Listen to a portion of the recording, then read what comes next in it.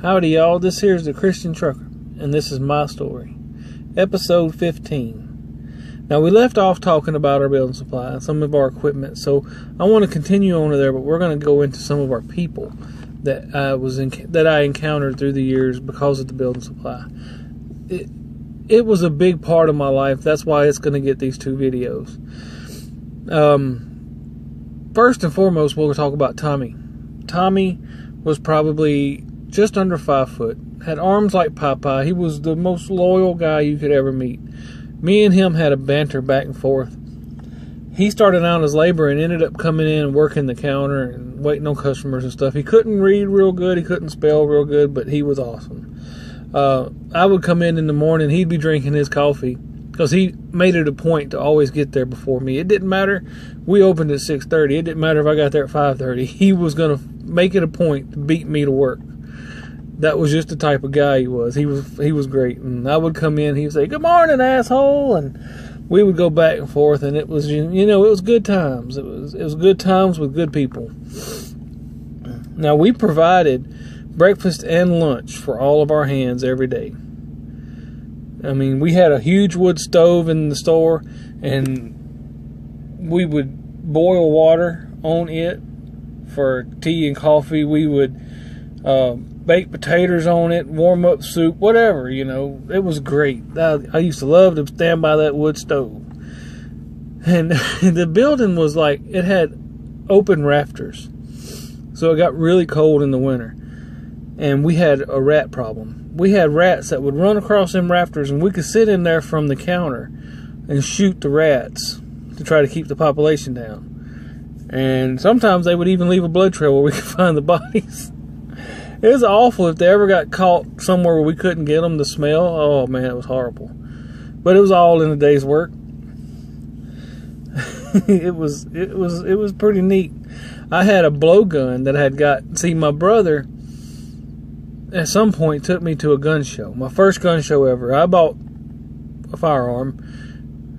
Won't go into that in this video. That's for later on down the road. But what I will tell you is I had a blowgun that I had bought there. And I love that thing, man. I could go out there in the back and I would shoot lizards with this dart gun. And the thing is, it's kind of like when you shoot a turkey with a bow and arrow. That dart would go through that lizard and that lizard would keep going. It was awful. I'd have to catch the lizards to get my dart back. And bumblebees, being a lumberyard in the South, we have bumblebees horrible. Bumblebees burrow up in the wood. So I was tasked with, while I was putting up lumber and everything else, I would get a short board of some sort, some size, and I would go around and use it like a baseball bat, whacking bumblebees. I got pretty good at it, believe it or not. Never got stung. Now, my wife got stung a couple years ago, and it got infected. She about lost her right arm. That was pretty bad. Yeah, she probably don't want to remember that time. Now, Mike was another big influence while I was at that building supply, and I loved him like family also. We were together for many years at that building supply. Matter of fact, old Mike still works there under the new owner. He had moved off for a little while, but he actually came back and is still there. That's good for him. If somebody can stay somewhere that long and be satisfied, that is a great way to be. Now if I'm not mistaken, it was him. It might not have been him, so if you hear this, Mike, I'm sorry if it's not you. But he had some rebar. See, on our trucks, you had to have a headache rack over the cab, and because the beds were only like 12 foot, and you had to take that rebar and stretch it over the headache rack and across the back. So one day he was going through town to make a delivery, but he decided he wanted to stop and get breakfast. And anyway, long story short, the rebar went into the drive-thru and busted it up. We had to repair the drive-thru. It was pretty bad, but we fixed it. No harm, no foul. Nobody got fired. We were usually pretty good about that, not firing anybody because of when something bad happens. Now my dad, he later in the afternoons, it would get slower.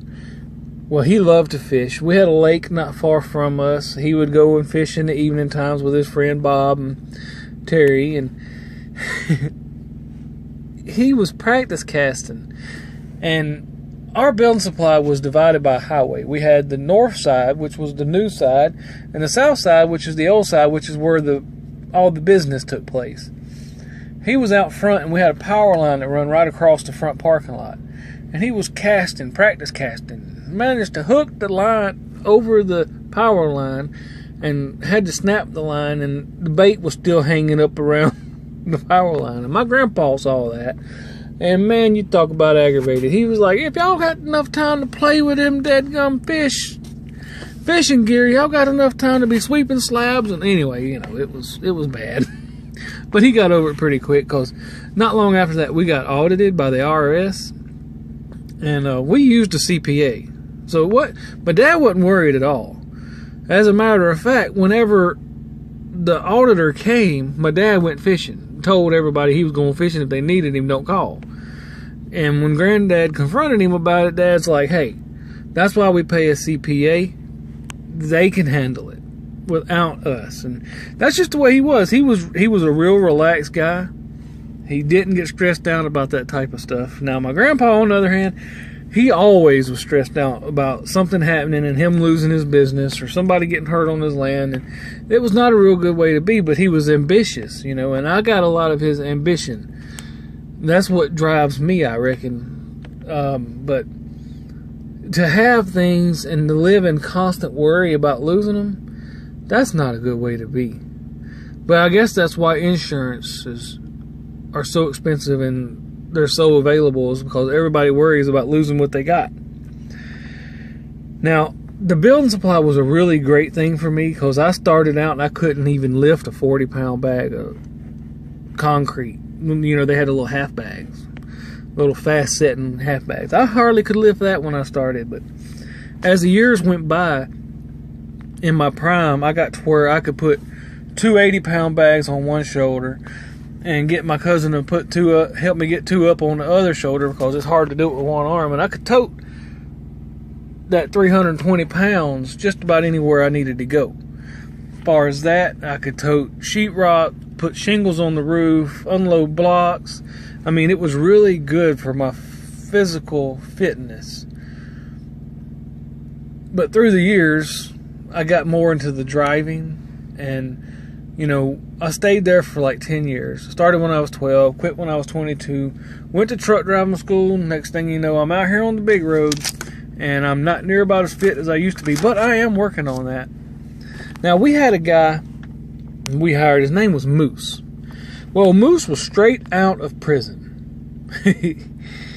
Yeah, we hired all kinds. Well, Moose's arms were as big as my thighs. I mean, this dude was huge.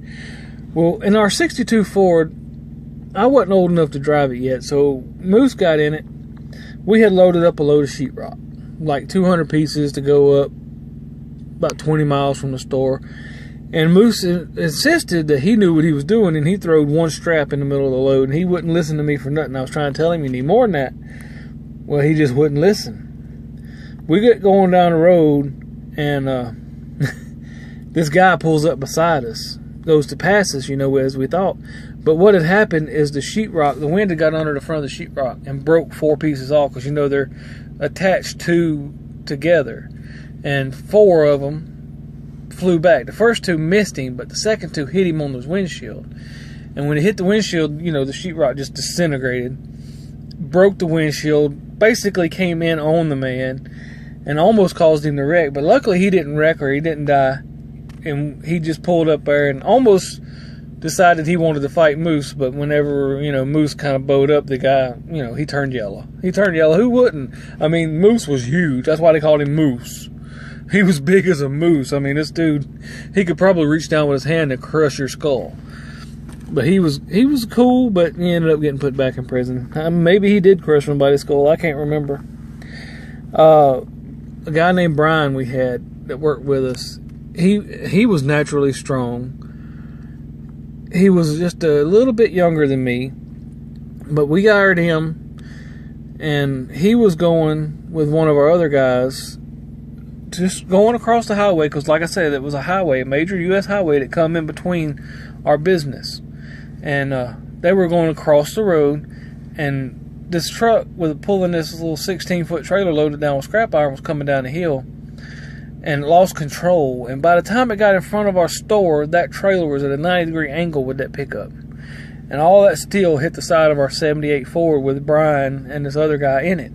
And it rattled it. It tore up the fender and everything. But on that 78 Ford, we had a huge metal bumper. And that metal bumper took most of the impact from that wreck. If it wouldn't have been for that, OBrien would probably be dead and gone.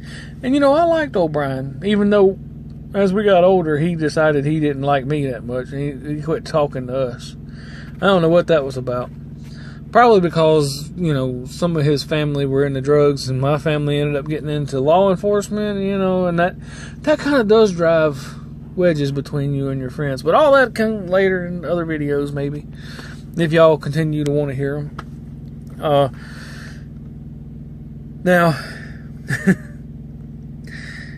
one of my first accidents at this building supply was I was driving our 78, coming around this house, and the guy was flagging me back so I get close to the house, put shingles on the roof and beside the house. Well, he backed me right over his septic tank, and it crushed. And there we went, splat right into this dang septic tank. We ended up having to buy that man a new septic tank, even though he was flagging me back over it. So y'all be aware of your flaggers and don't ever trust them. On that same truck, one day I was walking around our loading yard, and I was right by the truck, and one of the tires blew smooth out. Pow! You know, and I jumped. I thought it killed me, because I about just laid over and died.